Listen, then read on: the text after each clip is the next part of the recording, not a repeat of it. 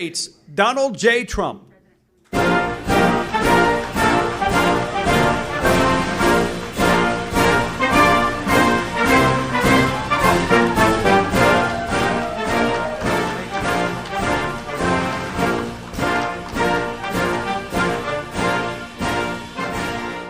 Thank you very much, and it's a great honor to have everybody here. And I know the press was not quite expecting this, so I appreciate your being able to attend. We have a terrific number of things and some very positive things to tell you tonight. I want to begin by giving an update on the economy. Economic health is vital to public health. That's why our strategy to kill the China virus is focused on protecting those at greatest risk while allowing younger and healthy Americans to safely return to work and safely return to school, very important. We added 1.8 million new jobs in July, exceeding predictions for the third month in a row, and adding a total of over 9.3 million jobs since May. And I will say that the job growth that we've seen over the last 3 months, 9.3 million, is the single greatest three-month period of job creation in American history. That's big stuff. That's big news and great news. Over the past 3 months, the United States has surpassed market expectations by a total of 12 million new jobs. Over the last 3 months, the United States has added 623,000 manufacturing jobs. Remember, you'd need a magic wand to get manufacturing jobs. And we're getting them even in a pandemic, which is disappearing. It's going to disappear. And 639,000 brand new construction jobs. Over half of the new jobs are full-time jobs, and wages are up by 4.8%, which is terrific. Unemployment has fallen by nearly 30% since April. Think of that, 30% since April. Hispanic American unemployment has decreased by nearly 32%. Jobs held by African Americans, which were hit especially hard by the shutdowns, incredibly hard, increased by nearly 1 million over the past 3 months, and that's also a record. That's a job record. African American, 1 million, it's a job record. We must ensure that the progress continues. My administration has enacted over $3 trillion in historic relief since China allowed the virus to infect the world. So we've contributed $3 trillion. My administration continues to work in good faith to reach an agreement with Democrats in Congress that will extend unemployment benefits, provide protections against evictions. A terrible thing happens with evictions, not fair. It wasn't their fault that we were infected with this disease from China. And get relief to American families. Yet tragically, Nancy Pelosi and Chuck Schumer continue to insist on radical left-wing policies that have nothing to do with the China virus, nothing to do with it at all. So you have a virus that comes in, and you have people in Congress that don't want to help our people. If Democrats continue to hold this critical relief hostage, I will act under my authority as president to get Americans the relief they need. And what we're talking about is deferring the payroll tax for a period of months till the end of the year, and I could extend it at a certain period. Hopefully, I will be here to do the job. We're going to do the job. We've been doing a job like nobody could. Nobody would, actually. And so we're going to have the payroll tax go till the end of the year, and it'll be retroactive to July 1st. So we're going to go back to July 1st, and it'll go to the end of the year, payroll tax. At the end of the year, it may be extended. We're going to enhance unemployment benefits through the end of the year. So unemployment benefits will be, that's a big one, will be brought out to the end of the year, and defer student loan payments and forgive interest until further notice. So students who are paying student loans, and in many cases they're not even allowed to go back into their colleges, extend the eviction moratorium. We will be extending that so people aren't evicted, not their fault. We had a lengthy discussion this morning with President Macron of France concerning numerous subjects, but in particular the catastrophic event which took place in Beirut, Lebanon. Horrible, horrible event. At 3 p.m. this afternoon, I spoke with President Aoun of Lebanon to inform him that 3 large aircraft are on the way, and they're fully loaded with medical supplies, food, water, and many other things. Lots of emergency equipment. Also, first responders, technicians, doctors, and nurses are on their way. This was an event like the world has not seen for a long time.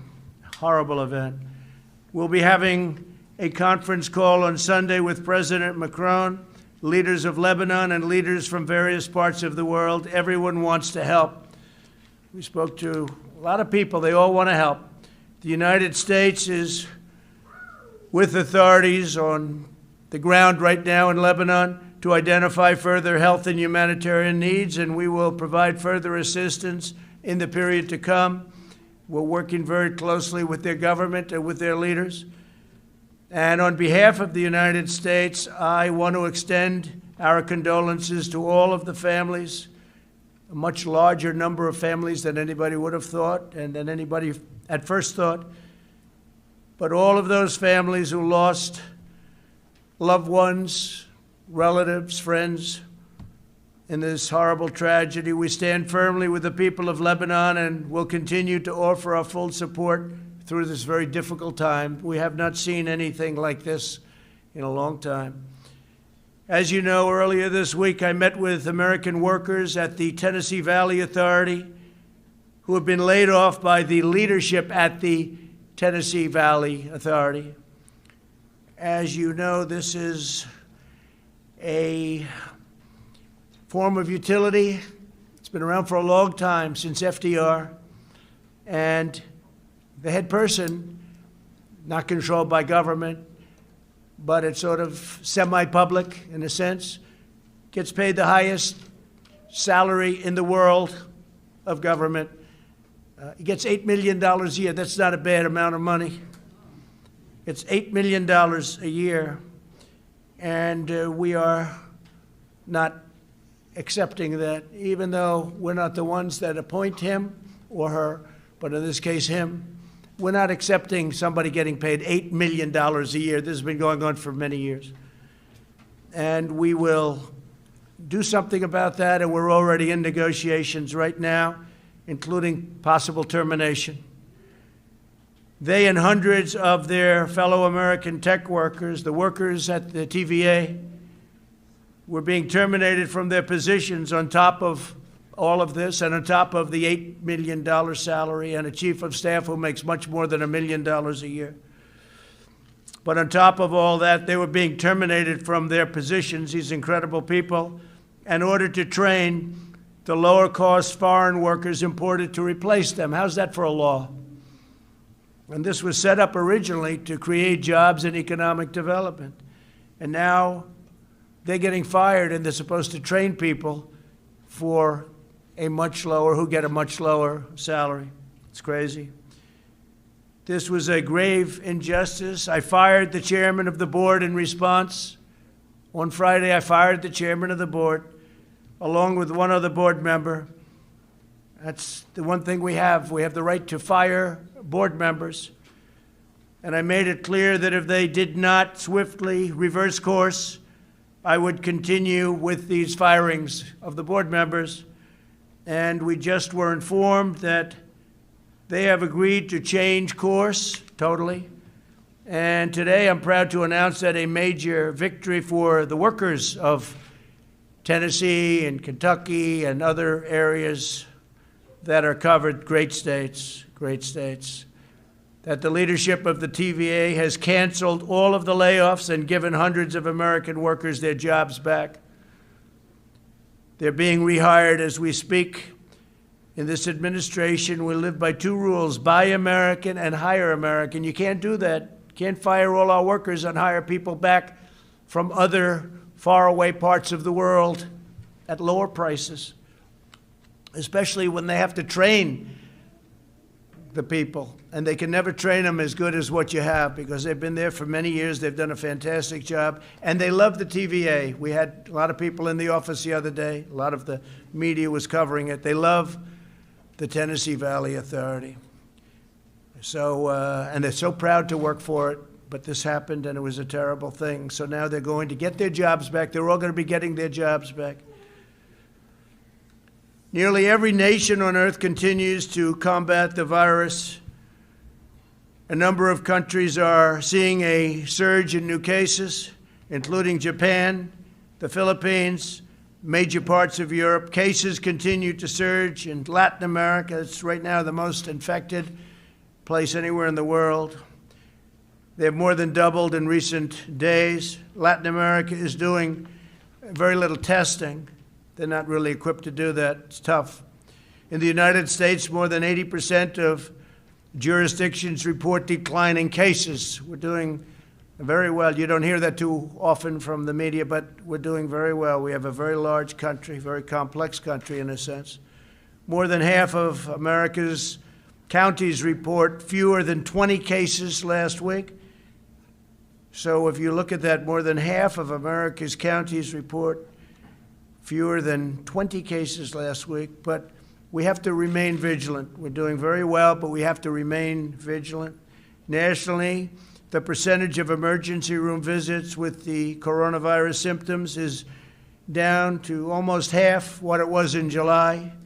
The southern states that were very strong hotspots not long ago, Arizona, Texas, Florida, continue to show significant improvement, including increased availability of hospital beds.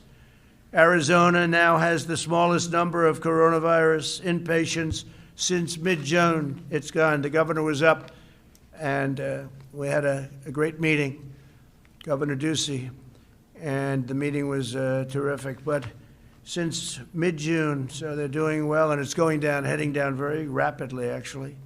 Texas is stabilizing and improving rapidly with some progress in the Rio Grande Valley and other communities along the border with Mexico that had shown the biggest increases in hospitalizations and deaths.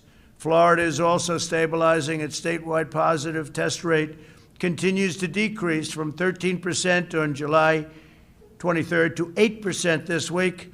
Florida's done very well. It's going down. It's heading down actually quite rapidly. And even Miami, which was the hottest spot in Florida, is heading downward. But Florida has done very well. Texas has done very well and rapidly. And Arizona has done incredibly well. So Arizona's really been a very rapid drop. New Jersey and New York remain stable with less than 1% of emergency room visits due to the China virus. The illness took a devastating toll on both states, as you know. While both states really took the brunt of the infection earlier this year, thankfully, we have not seen a resurgence. They've been doing a good job. Everybody's working very hard. Both governors are working very, very hard. We're in touch with them. We're supplying them with a lot of supplies as needed, if needed. But they're needing very little right now. They're in very good shape. We will continue to monitor the new cases. Throughout this crisis, my administration has provided extraordinary support of people, equipment, medical supplies to the people of New Jersey, the people of New York, and to the people of every state, all of our states. We're carefully monitoring California's Central Valley, as well as San Diego, Los Angeles, Sacramento, and San Francisco, which are starting to stabilize and go down. We're carefully watching regions from increasing cases, including Boston and Chicago, as well as the Midwest. We're watching them all very carefully. It's vital that all Americans work together to protect the vulnerable. For this reason, we've delivered vast amounts of protective equipment and testing supplies to nursing homes all across America. We're focused very much on the elderly, especially the elderly where they have heart problems or Diabetes problems. Diabetes is a big problem. Approximately half of all deaths have occurred in nursing homes and long-term care facilities. That's an incredible number when you hear half of the deaths have been in nursing homes and long-term care facilities. And I will tell you that I met with owners and representatives of nursing homes, and they are very, very vigilant. They're doing a very good job now. They've really done something that I think is special. They're doing very well in terms of the virus. They're working very hard, and a lot of things happened. A lot of forces came together and hit the nursing homes very hard. But the representatives of nursing homes, in some cases the ownership of nursing homes, are working very hard. The federal government and the private sector have delivered more than 9 million N95 masks, 27 million surgical masks, 3 million face shields, 20 million gowns, and 668 million gloves to New Jersey alone. Think of that. We provided $3.4 billion to the state of New Jersey in emergency relief funding. So we happen to be in New Jersey right now, so those are great numbers. The governor's working very hard. Governor Murphy's doing a good job. We're working very closely with him. We've also provided nearly $5 billion to New Jersey hospitals and healthcare facilities. And through the Paycheck Protection Program that you all know so well, we provided $23 billion to support more than 250,000 New Jersey small businesses. A lot of the small businesses that you see that are opening now and going to do well, they're there because of what we did with Paycheck Protection. On therapeutics and vaccine updates, 3 vaccine candidates have now moved into phase 3 trials. This would be years ahead of schedule. We have done wonders with the FDA. I want to thank the FDA and all of the great people there and Dr. Hahn. But we have phase 3 trials already going on, which is, most people would have said, impossible to even think about. Today, Pfizer announced that it will manufacture Gilead's drug remdesivir, where we've had tremendous success. Last week alone, my administration procured and distributed over 120,000 vials of remdesivir, enough to treat more than 19,000 patients. Plasma treatments continue to show incredibly encouraging results, really incredible what's going on. And if you can go to a blood bank, if you've had this disease and beat it, and there are a lot of people that have, if you could, go to a blood bank and donate. That would be a tremendous help. The United States is only 5% of the world's population, but we have conducted over 25% of the world's testing. Think of that, 5%, and we've given 25% of the world's testing. Any proper global analysis of confirmed cases must really take this into account, because we're constantly showing cases are up. Well, the reason cases are up because we're doing, one of the reasons, we're doing a lot of testing. We're doing much more testing than anyone else, close to 65 million tests, where other countries have done very little testing. They'll test people if they get sick. They'll test people if they go into the hospital. They'll test certain people. We're doing tremendous testing, and we're especially doing big testing at the nursing homes. Over the last week, the testing turnaround times have declined significantly as our major commercial labs have begun pooling samples, and we've also been able to send out many more of the tests, which are the 5-minute to 15-minute result tests.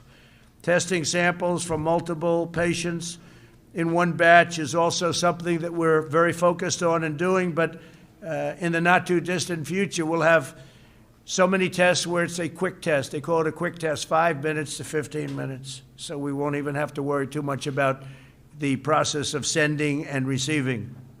Because if you figure it takes a day to send and a day to receive, and let's say a day at the laboratory, that's 3 days right there. And the other tests, you can have them in 5 to 15 minutes. Over the next 2 weeks, I'll be pursuing a major executive order requiring health insurance companies to cover all pre-existing conditions for all customers. That's a big thing. I've always been very strongly in favor. We have to cover pre-existing conditions. So we will be pursuing a major executive order requiring health insurance companies to cover all pre-existing conditions for all of its customers. This has never been done before, but it's time the people of our country are properly represented and properly taken care of. This follows a series of executive orders to lower drug prices and lower prescription drug prices, and significantly. We had the only year, which was last year, where drug prices went down in 51 years. But we're talking about going down at a level that nobody has even thought possible now, even though the drug companies are running very big ads on me, but that's usually a reason. They're not too happy. They can't be too thrilled. But they've made a lot of money over the years, and prices just go up. Not fair. This includes a landmark executive order requiring drug companies to change Americans and charge Americans no more than they charge to foreign countries. So they have to charge Americans no more than they charge to foreign countries. That means our country can't be charged more. So if Germany gets drugs at a very small or low price, and we're paying many times that price in the United States because we pay for all of the research, the development, the promotion, and other things, we will get what's called a favored nations clause we're going to have. And I signed a favored nations clause so that the United States, which is the #1 purchaser of drugs by far in the world, biggest purchaser in the world, not even close. You have other countries that are bigger. If you look at India, China, etc., not too many. But we have countries that are bigger, but not even close in terms of ordering drugs. We're the #1 country in the world. But we have a favored nation. So if somebody has a drug, in many cases it comes from a plant, the same plant. It's the same pill. It's the same medicine or medication. Whatever the lowest country charges. So if Germany charges 10 cents for a pill and we charge $2, and I only use Germany as an example, then we get that for 10 cents. So what's going to happen is that's going to go up a little bit and ours is going to come down a whole lot. So it's favored nations, and I will tell you that Big Pharma is not happy. For too long, we've been forced to subsidize cheaper drug prices in foreign countries. We've subsidized them to a level that nobody can believe. Nobody talked about it. Everybody wondered, how come every president that runs for office says they're going to lower drug prices, and they never do. They go through the roof. Over the last administration, they went up like skyrocketing. That's Biden. Biden's not going to be able to do it. He has no clue.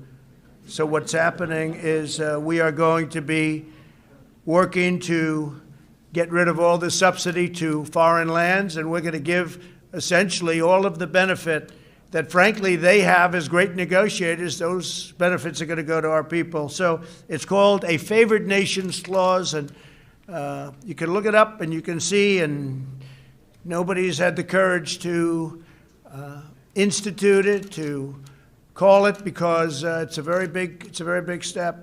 But it's something that is going to drive drug prices down 50, 60, maybe even 70%. Talking about numbers that are unbelievable. I also signed an executive order stopping middlemen from taking advantage of Medicare patients by charging higher prices to them and pocketing the discounts for themselves. These are some of the richest people in the world. Everyone talked about middlemen. I've heard about them for years on prescription drug prices. Middlemen. I guess you'd have to say, to be politically correct, middlemen and women. But you never heard the middle woman before. You heard middlemen. That's the term. And, say what you want about the drug companies, but at least the drug companies produce a product. They produce the pill. They produce the medicine, the medication. But these people make billions and billions of dollars. I don't know who they are, but they're very rich.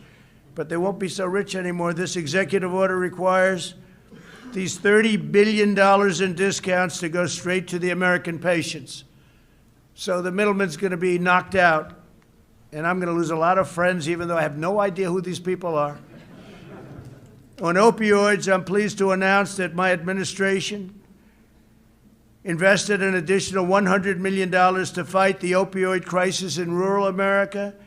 In the midst of the China virus pandemic, we also keep fighting to end the opioid epidemic, and we've done very well. It was prior to the virus, we were down 18, 19, and 20%. But when you think about it, that means that you have 80%, and that's not acceptable. The wall is going up. We have 276 miles of wall. It's having a tremendous impact on drugs coming into our country already. It'll be finished toward the end of the year, and it's had a very, very big impact. On Portland, finally, I'd like to address that situation. Portland is a disaster. It's been a disaster for many, many years. Brave federal law enforcement officers single-handedly saved the federal courthouse in Portland from lawless rioters and agitators and anarchists. That's what they are. You know, when you find Molotov cocktails in somebody's knapsack and they say, no, I'm just here to have a good time. These are really sick, disturbed people. The disgraced mayor of the city has ordered the police to stand down in the face of rioters, leaving his citizens at the mercy of this mob. He was at the mercy of the mob, too. If you saw him go out there the other day, it was terrible. He went out there and they wanted to rip him apart. But fortunately, he had 5 people with him, called security. Mayor Wheeler has abdicated his duty and surrendered his city to the mob.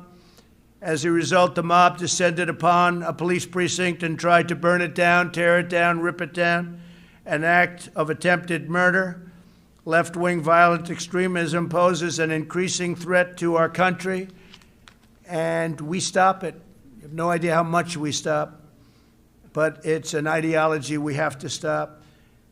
When you commit arson, this is a quote from the mayor. He's come a long way, just made this quote. When you commit arson with an accelerant in the attempt to burn down a building that is occupied by people who have intentionally been trapped inside, you're not a demonstrator or you're not demonstrating, said Mayor Whalen. You are attempting to commit murder. That's come a long way. He's come a long way when he made that statement. What you're seeing in Portland is the radical left's agenda in action. Portland is their roadmap for America. If the radical left gets in and they treat Joe Biden as a puppet, he's merely a puppet. But if the radical left gets in, they look at Portland as a thing that they want. That's what they want. Why? Who knows? Doesn't matter. It's a different thinking, but it's a mess. And I want to thank Homeland Security. They've done a fantastic job. We had our people go in. They stopped any intrusion into the courthouse, and the courthouse was saved, and other federal buildings were saved. And we would like to be asked by the mayor and the governor. We will go in and stop the problems in Portland in 24 hours, just like we did in Minneapolis after they really hurt that city. But the National Guard went in and did a phenomenal job. It was over in 3 hours.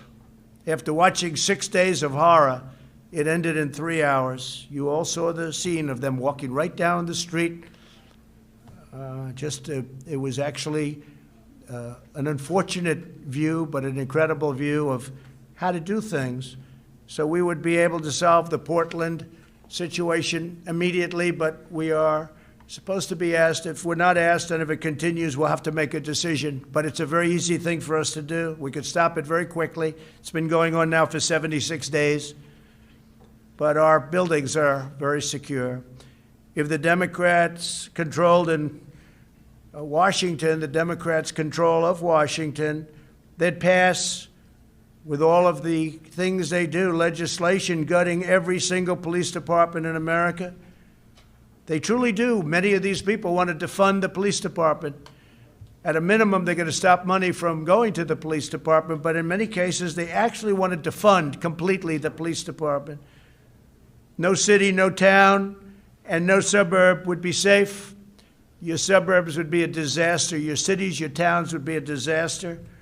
They want every city to be a Portland or to be a Chicago, which is totally out of control, and we're waiting for the mayor. We've sent people in to help them from an intelligence standpoint, but we're waiting for them to call the governor, the mayor. We could do a very good job in Chicago. Nobody's ever seen anything like that, this country. And yet, nationwide, numbers are good despite the Chicagos and the Portlands, and frankly, the New Yorks, when you look at what's happened in New York. 348% increase in the last number of months. Nobody's seen anything like that. It's so sad. To me, it's so sad because I love New York, and it's so sad. And all it is horrible, horrible, incompetent management by politicians that truly don't know what they're doing. So just like we saved the courthouse, we will save the United States of America. And a vast majority of people agree with me. A vast majority. Most people. They don't speak up as much as they could, but we know they're there, and everybody else knows they're there too. So with that, I'll take a few questions from the media. They've been here for a long time, and they've been waiting outside for a long time, and they wait for these moments. It's always a lot of fun. Please, go ahead. No, you, go ahead. Oh, thank you, Mr. President. I have a couple of questions on the negotiations with Capitol Hill on the Yeah. coronavirus legislation. These executive orders you mentioned, do you have a timeline on when you're going to sign them, or? Yeah, it could be by the end of the week. They're being drawn by the lawyers right now. They work very nicely. It would be nice to be able to do it with the Democrats, but they're really just interested in one thing, and that's protecting people that have not done a good job in managing cities and states, and nothing to do with COVID, nothing to do with, or little to do.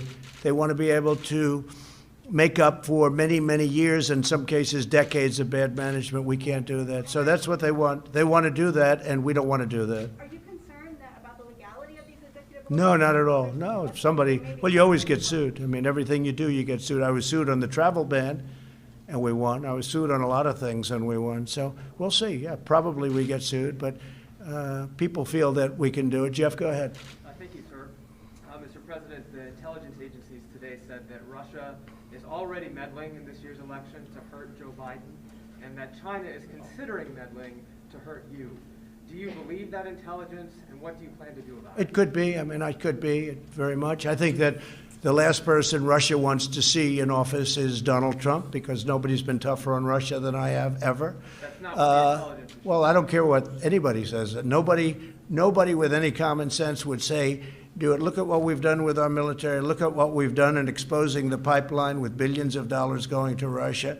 Look at all of the things we've done with NATO, where I've raised $130 billion a year from countries that were delinquent, and now they're paying all of this money. And the 130, by the way, $130 billion, not million, billion, goes to $400 billion over a few years. And that's all money to protect against Russia. China would love us to have an election where Donald Trump lost to Sleepy Joe Biden. They would dream, they would own our country. If Joe Biden was president, China would own our country.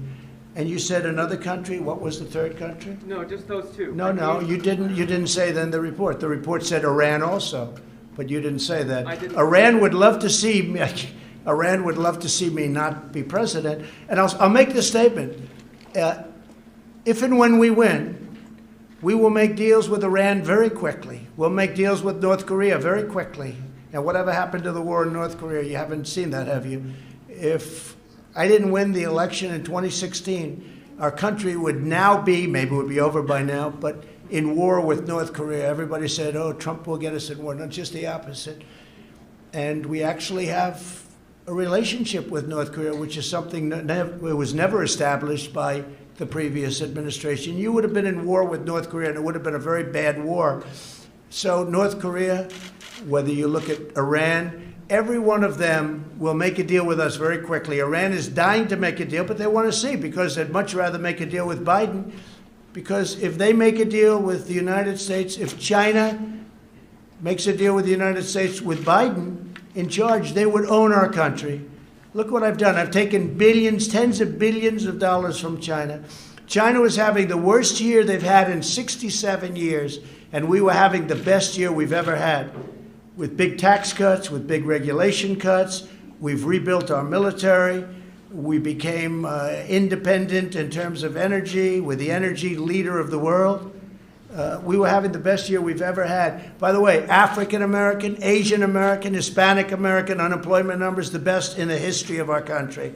All things, and many other groups too, including women, including high school diploma, no high school diploma, college diploma. Everybody was doing better. The last thing that Russia wants, and China wants, and Iran wants would be for Donald Trump to win. Yes, please go Just to ahead. follow up, what do you plan to do about that interference, sir?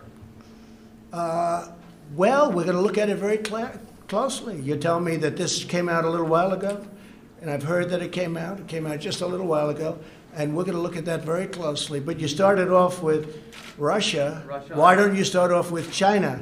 Do you think China's maybe a bigger threat? I mean, I think maybe it is. I mean, you'll have to figure it out. But we're going to watch all of them. We have to be very careful.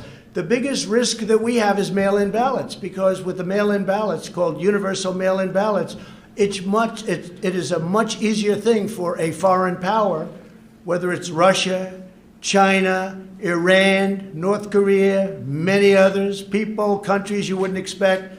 It's much easier for them to forge ballots and send them in. It's much easier for them to cheat with universal mail-in ballots. So I think one of the things we'll have to look at is exactly that. But that's a big problem. That's a big problem. You saw in New York, they called the winner, but they have no idea what the vote is. Please, go ahead. Mr. President, we've watched these negotiations go on for weeks. Do you think if you had been more directly involved, we would be in a different position? No, I'm totally today? involved. No, they call me all the time. They tell me how they're doing with Nancy and Chuck.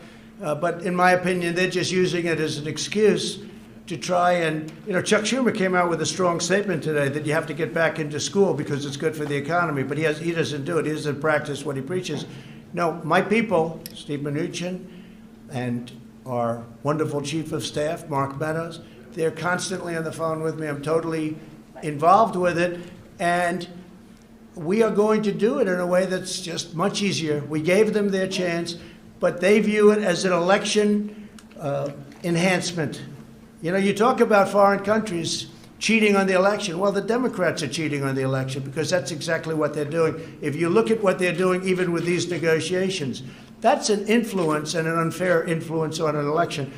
But we're going to win anyway. Yeah, Mr. please go ahead. When was the last time you spoke to Speaker Pelosi, though? We're at this historic moment. Why haven't you spoken Well, to her? we'll see. We'll see what happens. But right now, they're not ready. And they're not ready because, frankly, I don't think they care about people. I think they care about their politicians that have done a terrible job running the cities and states, Democrat cities and states that are bleeding money, that have been so badly run. You take a look at Baltimore, and you take a look at so many different cities, including the ones I've already mentioned.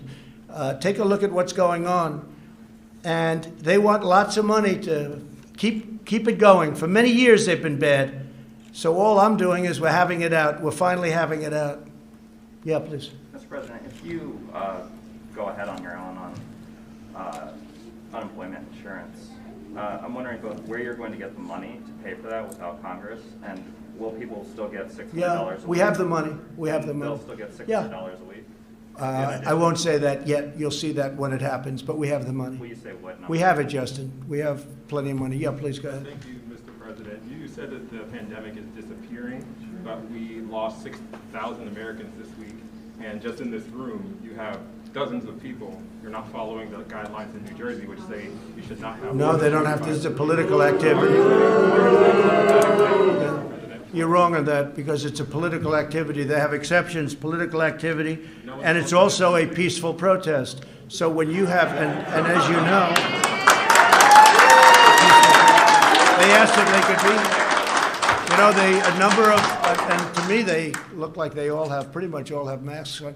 But, you have an exclusion in the law. It says peaceful protest or political activity, right? In fact, specifically, yeah, it says exactly political activity or peaceful protest. And you could call it political activity, but I'd call it peaceful protest because they heard you were coming up. And they know the news is fake. They understand it better than anybody. And they asked whether or not they can be here. Like the question about Russia, he doesn't mention Iran was in the report. He doesn't mention, or he mentions very late that China was in the report, because that's the way they are. They're not. If the press in this country were honest, it wasn't corrupt, if it wasn't fake, our country would be so much further ahead. But we're doing really great. Thank you all very much. Thank you very much.